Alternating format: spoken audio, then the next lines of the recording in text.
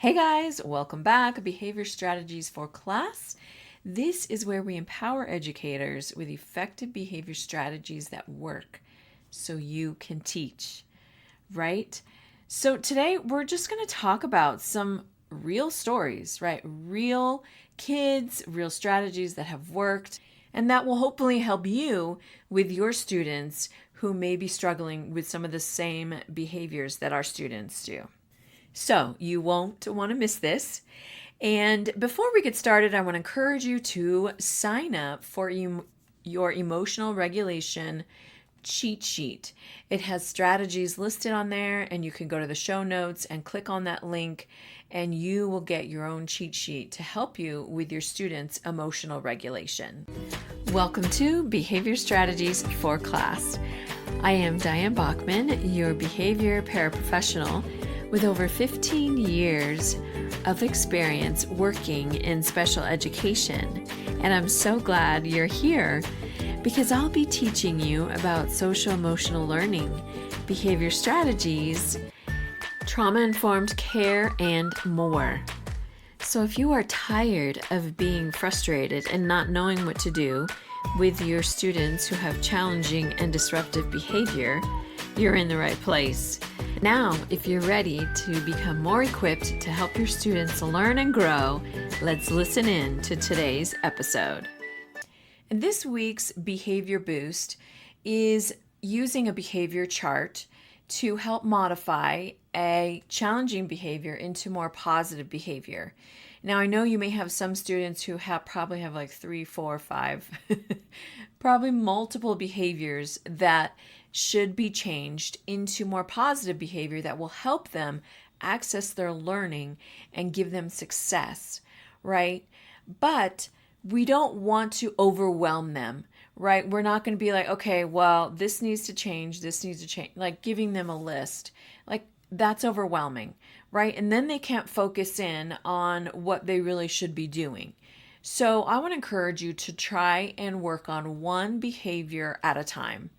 And I know that may seem frustrating because, like I said, you may have students who have multiple challenging behaviors.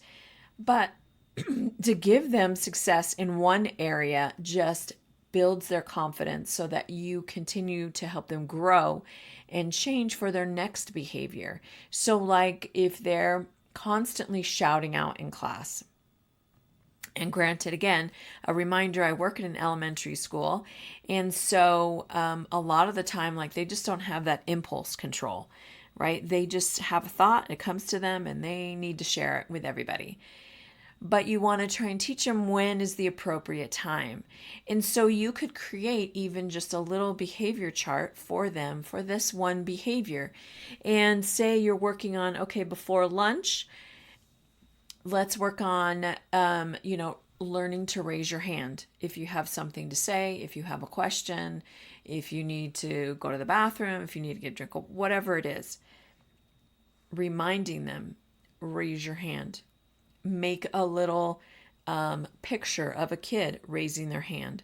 Sometimes we have taken pictures of our students in class doing the right thing. So they're sitting at their desk, they're doing their work, and we will snap that picture on a school iPad and have them print it right there at school. And then we will, just make a smaller version of that and post that on their desk. So you can just give reminders like this is what you're supposed to be doing. This is what it looks like, to work at your desk. And that really proved helpful for a couple of our students that we had to do that for.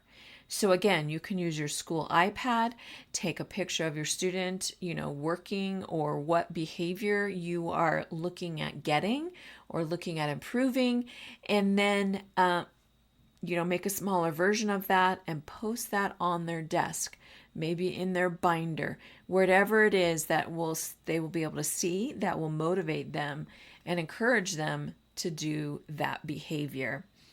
And then honestly, give them a reward.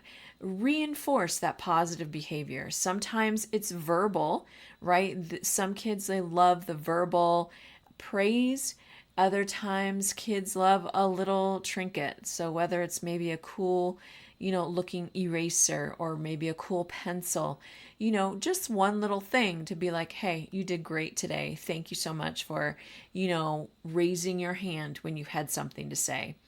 See how that works for everybody. And so just giving that positive reinforcement. So work on one behavior change at a time. So also, if you have not hit that subscribe button, please do and share this episode and this podcast with other educators so we can continue to learn and grow together.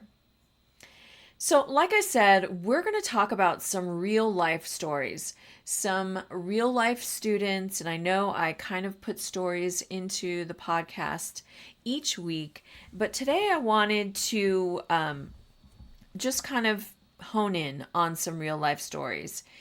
And so let's start off with one student that I work with who we got a call because he decided to be a cat during math class. And so, of course, he was not doing his math.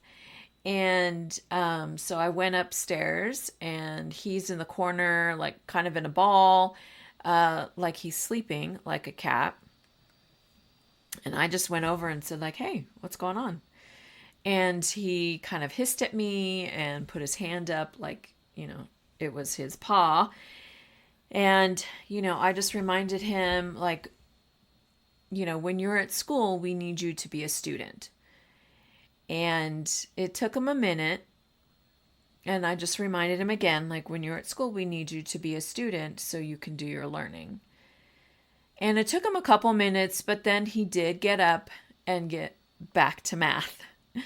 And then I just asked him, like, is the math, hard to do? Are you confused? Do you have questions? Because sometimes it's easier to avoid and do really anything to avoid doing work, right? But he actually understood it and he did it fine. I don't know what it was, what made him decide he wanted to be a cat at that moment, but he was able to, come back into being a student and, finish his learning. So thankfully, that was not any big, huge episode, but just reminders. And of course, you as the teacher, when you're teaching, giving the lesson, it's not always super easy, for you to walk, to the back of your room and address this child who's curled up in a ball. So if you're able to call for support, like that is a huge benefit.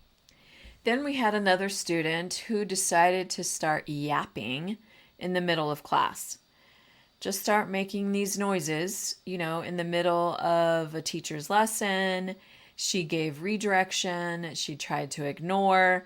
But of course, this constant yapping was very distracting for everybody.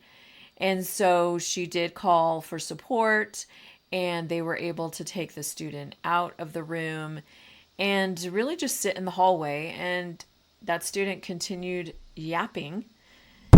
I don't remember exactly for how long because I was not the one who responded, but that behavior was just ignored. And it could be ignored when you're in the hallway and not in the middle of a lesson. And so I understand that there are times it's very hard to ignore interrupting behavior. And so, like I said, if you are able to call for support and, get the student out of the room so you can continue teaching the rest of your class, that is one of the best solutions, is just remove the audience and wait until that student is done. And she finally was, and finally able to return to class, and she didn't do it anymore. So just removing that just kind of set the tone and like, this is not acceptable. And so once the behavior stopped, that's when you can address the behavior and remind them like, this is not okay. This is, not your expectations in class, and just remind them of what they are expected to do when they are in class. And she returned and she was fine. Now, not saying she's never going to do any disruption again, but at least that specific behavior has not happened since then. Another student I've worked with is very apathetic, and I am in there for a different student, but I see this student like constantly not doing anything. And he's not disruptive, he's not rude, he just doesn't do anything. Now, certain times I've seen him working and he's engaged and asking questions and doing the work, and that's great. And the teacher will praise him, and and it's just a little thing, right? It's just a, hey, thanks, thanks for doing your job, or not really thanks for doing your job, sorry. Just good job. You did a great job. And moving on. Like, it's not a huge deal. It's not a big fanfare. It's just a quick comment of positive affirmation. That's it. But then the next subject comes along and now we don't want to do it. So now, this student is like chewing on clothes and, fiddling with stuff on their desk. And like, I just want to be like, what is the problem? Like, what are we doing? Like, why are you not getting out your book? Why are you not, starting to write? Why are you not? And sometimes they just give like the story is boring. This is boring. This is dumb. This is blah, blah, blah. Well, bummer. You're not going to love every single story that you learn, every single lesson that you learn in school, but you still have to do the work, right? You still have to get it done. So I'm not really sure what the teacher did, with that to get them to do their work, or how she helped them in that way. But I would say, when you have time, to get back with that student and ask that question, like, why aren't you doing your work? Is it too hard? Do you not understand it? Do you have questions? What is it? Do you need more help? And finding out, if you can, like, really, what is the problem? Sometimes it truly is, I just don't want to do it. So then it comes to, okay, well, if you're not going to do it here, you may have to work on it in the office, like with the principal, sitting in the principal's office or the assistant principal's office until this is done. And continuing to hold those expectations, because if we don't hold those expectations, then this behavior just continues to grow and grow and grow, right? So because they technically get away with it, I'm using quotes, I mean, they're not really getting away with anything, right? Because this is hurting them. This is hurting their learning and their growing. But obviously at that moment, they're not thinking about that, right? They don't care about that. So hold them to the expectation. Try and find out what's going on, why they're not doing it, and giving them the opportunity to finish that work, maybe at a different time where they're not going to like it. But if they're not doing it in class, it still has to be done. And we do that a lot with our students. Like, if you don't do it now, like, sometimes you have to do it during recess, or sometimes you're going to miss specials, or whenever it is, but the work has to be done. We don't just get to avoid it and then never come back to it. So we always come back to it, holding to that expectation. We have another student I work with. They refuse. They get upset. They don't want to go to class.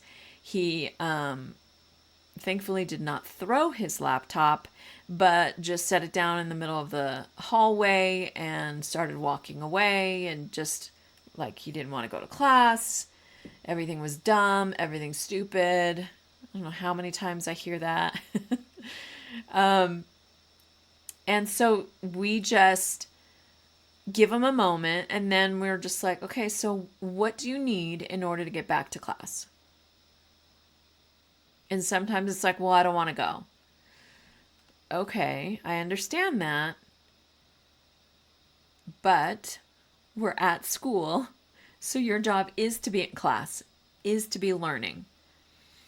And so it was a few minutes we were talking, and then he finally said, I just need a break. It's like, okay, let's do that. Just putting your stuff down in the middle of the hallway is not how, the better way to ask.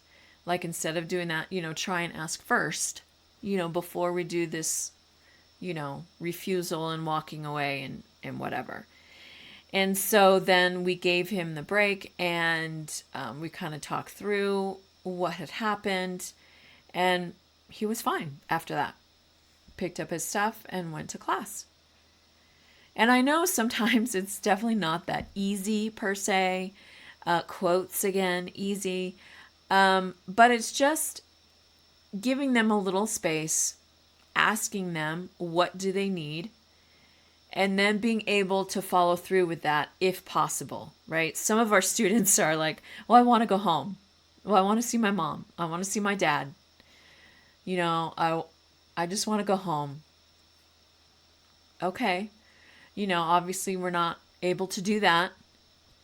But it's like, okay, what else can we do to help you?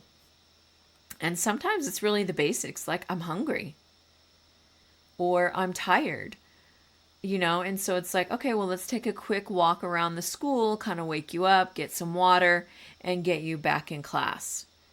Or if it is you're hungry, we give them a snack. And we have snacks in our classroom. And so we're able to give them a snack, and, they finish it and they go on their way. Other times they have their own snacks. We let them choose one.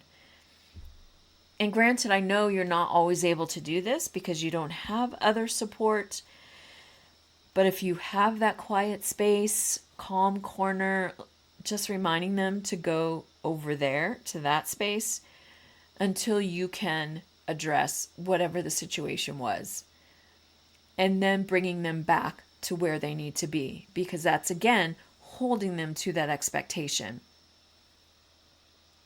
And then the last one is a student who was refusing to do work. Now he's in class. He is starting to knock things over, stools, supplies in class. And now he's messing around with scissors. So now he's not really being safe. We just were like, okay, well, you need to come walk with us out here. Refusing. Gave him a minute, restated the expectation. You need to come walk with us out here. He went under the table, gave him another minute, said the expectation. He's funny because he finally will be like, fine. And he got up, and so we walked him out of the classroom. But then he dropped to the floor, and now he's laying on the floor in the hallway and refusing now to walk to our other classroom. And it's like, okay, I'll wait. And now, of course, he's cussing us out, and he was doing some hitting too, I think. But we just, back up a little bit, restate the expectation. It took him a little while for him to finally come down. And like I said, he'll usually be like, fine. And then he'll walk back to our classroom. And usually we have him sit for a timeout. And then we can process what happened and, what we could do differently next time. Next time he's upset or frustrated or whatever it was. So again, it's still holding to the expectation. It's giving them a little space, but still reminding them work needs to be done. The expectation when you're in class, is following directions, being safe, all of those things. And like I said, he finally, eventually went to our room and was able to process, and then later he got back into his gen ed classroom. So one other thing I want to just remind you too is that you need to document. And sometimes that's just jotting down, like a quick note. He knocked over a chair, or he yelled at me, or he, hit a friend, or he, refused, he cussed at me, whatever it is. We document in a few different places, in a few different ways. And one of the best ways, easiest ways for us is in a notebook for each student that we have. And so we just grab that notebook, depending on what student is having a meltdown, an emotional dysregulation. And so we just jot down what's happening at the time, so then we can see how long it was and what the behaviors were. So that's super important, because ultimately, if that student needs a new placement or maybe more intervention, then you have all the documentation to show and back up everything that you're telling your team. And then eventually, if that student moves or goes to a different school, then you can show them, this is what we have had in the past. And then that helps the other school prepare, for what that student may need at their school. So super important, and it's been super helpful for us when we get documentation from other schools as well. So I hope these stories were helpful and encouraging to you to, again, remember, give a little space, hold the expectation, and follow through, right? Follow through on what that expectation is or what that consequence may be. Follow through, build trust, and eventually you're building confidence with your students, building connection, that you mean what you say and you say what you mean, because that does build trust. And getting that connection will help your student be successful overall, so that they can go back and access their learning. So thanks so much for listening, guys. I will see you next week. Don't forget to get your emotional regulation cheat sheet in the show notes. Click the link and document. All right, guys, we'll see you next week. Thanks so much for listening. I truly appreciate your support. And if I have encouraged you, motivated you to continue to learn, to support your students, even better, to help them strive in your classroom, please leave a review, hit that subscribe button so that others can see they can learn and grow here as well. Thank you.